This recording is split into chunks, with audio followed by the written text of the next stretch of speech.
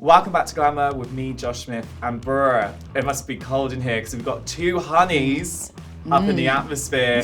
It's Jessica, Alba and Gabrielle Union. How are you? So good.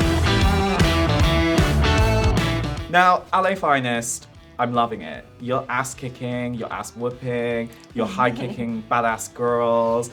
But for you, it's 2019. How surprising was the script to you? It's not really surprising. Like we've been in the business always so wanted long. this. Yeah. Maybe surprising for others, but we're like, baby. Yeah. What's been the hardest thing for you guys in terms of the hurdles you've had to get over to get to this point, you think? I think 20 years of having to prove yourself over and over and over and over and over and over and over again, and getting executives comfortable with the idea that they can bank on us. Racism, misogyny, toxic masculinity, a lack of accountability, a lack of transparency, people loving the idea of diversity and inclusion, but not actually making it a practice at all.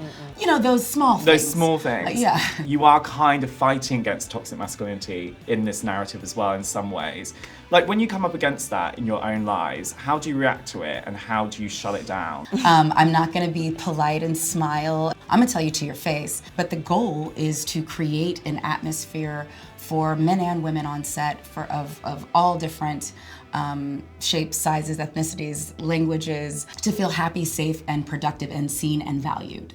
So how are you guys trying to combat against everyday sexism? And what kind of everyday sexism do you still have to deal with All in of these it. kind of situations? All of it. It's weird that pop culture is actually always at the forefront of progress, because people have to see it first play out until they're comfortable with the idea of it. And we do know that we live in a bubble in entertainment and in Hollywood because it is quite progressive.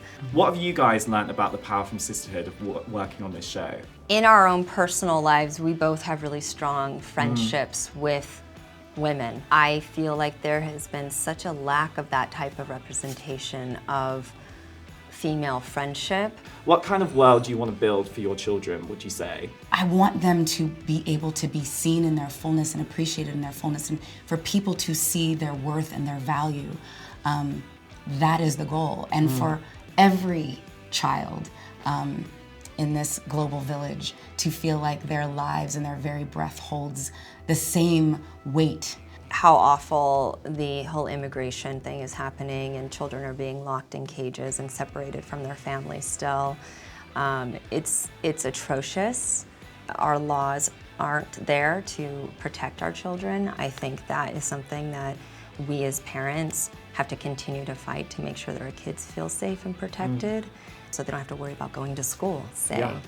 And so there are things about humanity that are all being sort of questioned and upended in our country.